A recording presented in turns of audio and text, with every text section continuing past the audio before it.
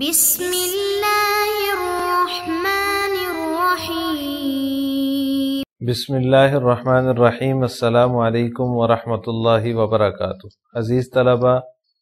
آج مسند امام اعظم کا سبق نمبر 28 ہے، اور اس سبق کے اندر ہم جنبی کے لیے سونے سے پہلے وضو کے حکم کا بیان پڑھیں گے۔ بیان الغسل من الجنابۃ وبہ قال حدثنا ابو حنیفۃ عن ابی اسحاق عن الاسود عن الشعبی عن عائشہ رضی اللہ تعالی عنہا قالت كان رسول اللہ صلی اللہ علیہ وسلم يصيب من اہلہ من اول اللیل فینام ولا يصيب ماء فاذا استيقظ من آخر اللیل عاد واغتسل۔ حضرت عائشہ رضی اللہ تعالی عنہا سے مروی ہے، وہ فرماتی ہیں کہ نبی کریم صلی اللہ علیہ وسلم اپنی کسی زوجہ متحرمہ کے پاس رات کے ابتدائی حصے میں تشریف لے جاتے، فینام پھر سو جاتے، ولا یصیب ماء اور پانی کو ہاتھ تک نہ لگاتے، فاذا استيقظ من آخر اللیل جب رات کے آخری حصے میں بیدار ہوتے، عادہ دوبارہ جو ہے وہ اپنی حاجت پوری فرماتے زوجہ محترمہ سے، واغتسل اور غسل فرماتے۔ وبه قال حدثنا حماد عن ابي حنيفة عن ابي اسحاق عن الاسود عن عائشة رضي الله تعالى عنها قالت كان رسول الله صلى الله عليه وسلم يصيب اهله اول الليل ولا يصيب ماء فاذا استيقظ من اخر الليل عاد واغتسل۔ اس روایت کا مضمون بھی وہی ہے، وہی ترجمہ ہے کہ آپ صلی اللہ علیہ وسلم رات کے ابتدائی حصے میں اپنی کسی زوجہ محترمہ کے پاس تشریف لے جاتے، پانی کو نہ چھوتے، جب دوبارہ رات کے آخری حصے میں بیدار ہوتے تو دوبارہ اپنی حاجت پوری فرماتے زوجہ محترمہ سے اور غسل فرماتے۔ وبه قال حدثنا ابو حنیفة عن حماد عن ابراہیم عن الاسود عن عائشة رضی اللہ تعالی عنہ قالت كان رسول اللہ صلی اللہ علیہ وسلم اذا اراد ان ينام وهو جنوب توضأ وضوءه للصلاة۔ آپ صلی اللہ علیہ وسلم جب حالت جنابت میں سونے کا ارادہ فرماتے تو وضو فرماتے جیسا کہ نماز کے لیے وضو فرماتے۔ عزیز طلبہ، یہ جو روایات آپ کے سامنے میں نے پڑھی ہیں، ان روایات میں آپ صلی اللہ علیہ وسلم کا عمل جو ہے وہ مذکور ہے کہ آپ صلی اللہ علیہ وسلم کو جب حاجت ہوتی اپنی کسی زوجہ محترمہ کے پاس جانے کی تو آپ صلی اللہ علیہ وسلم حاجت ان سے پوری فرماتے، پھر سو جاتے، اور جب رات کے آخری حصے میں دوبارہ بیدار ہوتے تو دوبارہ جو ہے وہ جماع فرماتے اور پھر غسل فرماتے۔ اور اسی طرح تیسری روایت جو میں نے آپ کے سامنے پڑھی، اس میں یہ ہے کہ آپ صلی اللہ علیہ وسلم جب حالت جنابت میں سونے کا ارادہ فرماتے تو نماز جیسا وضو فرما لیا کرتے تھے۔ تو یہاں پر فقہا یہ مسئلہ بیان کرتے ہیں کہ کیا جو شخص اپنی بیوی سے ہم بستری کر لے اور وہ اسی حالت میں سونا چاہے تو کیا سو سکتا ہے یا نہیں، اس کے لیے غسل ضروری ہے یا وضو ضروری ہے؟ تو یہ بات تو متفق علیہ ہے کہ جنبی آدمی کے لیے سونے سے پہلے غسل کرنا واجب نہیں ہے، یعنی غسل کرنا اس کے لیے ضروری نہیں ہے۔ اگر اس نے اپنی بیوی سے ہم بستری کی ہے پھر اس کے بعد وہ سونا چاہتا ہے تو بغیر غسل کے سو سکتا ہے، غسل ضروری نہیں ہے۔ البتہ وضو کرنے میں اختلاف ہے۔ جو اصحاب ظواہر ہیں وہ کہتے ہیں کہ سونے سے پہلے ایسے شخص کے لیے وضو کرنا واجب ہے، لازمی ہے، یعنی کہ وضو کیے بغیر سونا اس کا جائز نہیں ہے، واجب کا درجہ ہے وضو کا، لازمی طور پہ غسل نہیں ہے لیکن وضو لازمی طور پہ کرے گا۔ لیکن جمہور علماء، جمہور فقہا جو ہے وہ فرماتے ہیں کہ وضو واجب نہیں ہے، البتہ مستحب ضرور ہے۔ اگر کوئی شخص حالت جنابت میں جس نے اپنی حاجت اپنی بیوی سے پوری کی اور پھر وہ سونا چاہتا ہے تو وہ شخص جو ہے وہ وضو کر لے تو یہ مستحب بات ہے، اس میں ضروری نہیں ہے۔ وضو کیے بغیر بھی اگر سو گیا تو کوئی حرج نہیں ہے، جمہور فقہا کا یہ مسلک ہے۔ جمہور کی دلیل حضرت عائشہ رضی اللہ تعالی عنہ کی یہ جو روایت ہے جو ابھی آپ کے سامنے جس کا ترجمہ گزرا ہے کہ آپ صلی اللہ علیہ وسلم جب وہ اپنی کسی زوجہ محترمہ سے جو ہے وہ حاجت پوری فرماتے تو پھر پانی کو چھوتے بھی نہیں تھے،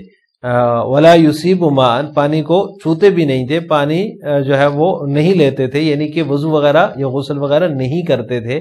تو اس سے پتہ چلا کہ جو ہے وہ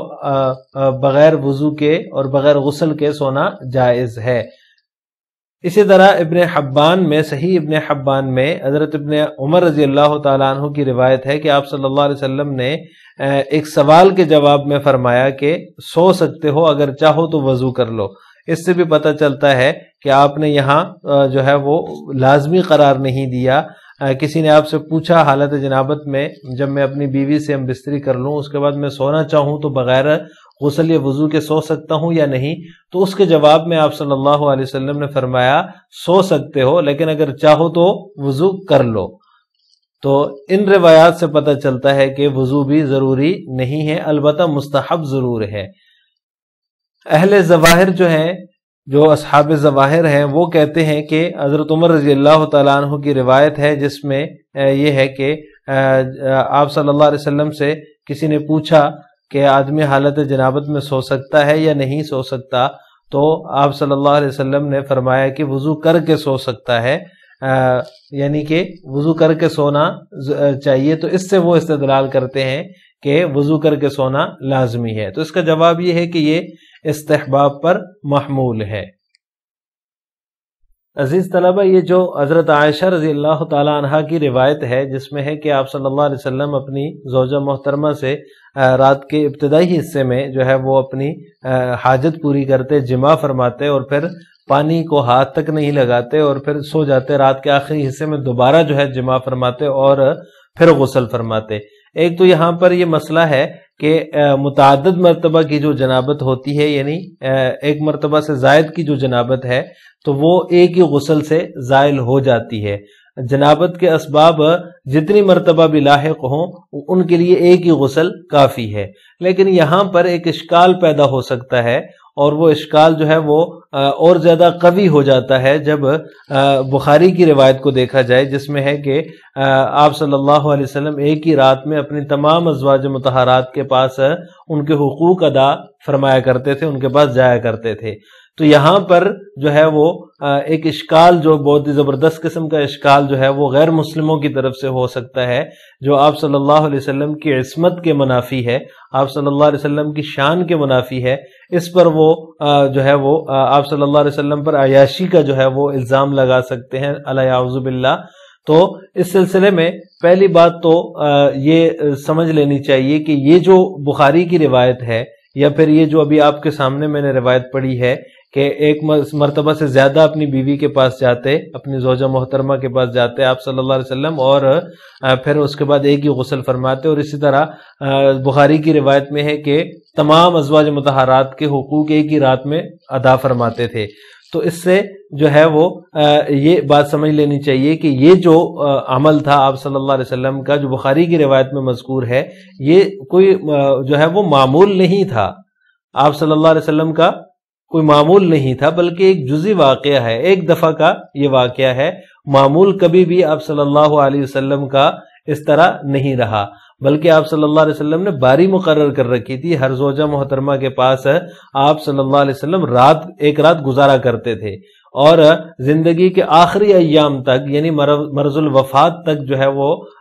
اسی طرح کا معمول رہا ہے آپ صلی اللہ علیہ وسلم کا۔ صرف ایک جزئی واقعہ ہے جو بخاری کی روایت میں ہے کہ آپ صلی اللہ علیہ وسلم نے ایک ہی رات میں تمام ازواج مطہرات کے حقوق ادا فرمائے، یہ معمول نہیں تھا۔ آپ صلی اللہ علیہ وسلم کا معمول یہ رہا کہ آپ عصر کی نماز کے بعد جو ہے وہ اپنے ازواج مطہرات کے پاس جاتے تھے اور ان کا مزاج معلوم کرتے تھے، ان کی خیریت دریافت فرمایا کرتے تھے، اور ان سے ضروریات سے متعلق پوچھا کرتے تھے، اور ضروریات سے متعلق پوچھ کر واپس آ جاتے تھے۔ پھر جس زوجہ محترمہ کی باری ہوتی تھی رات وہاں گزارا کرتے تھے۔ تو لہٰذا یہ ایک جزئی واقعہ ہے۔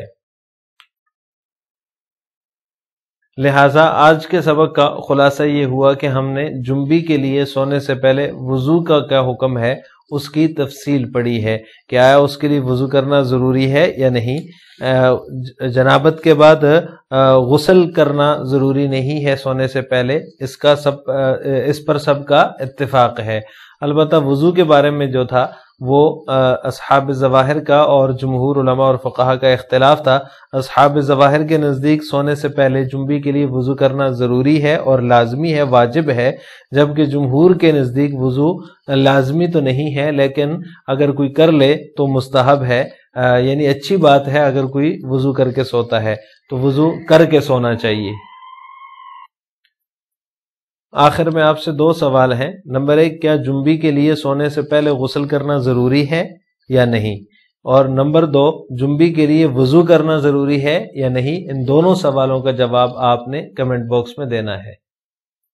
السلام علیکم ورحمۃ اللہ وبرکاتہ۔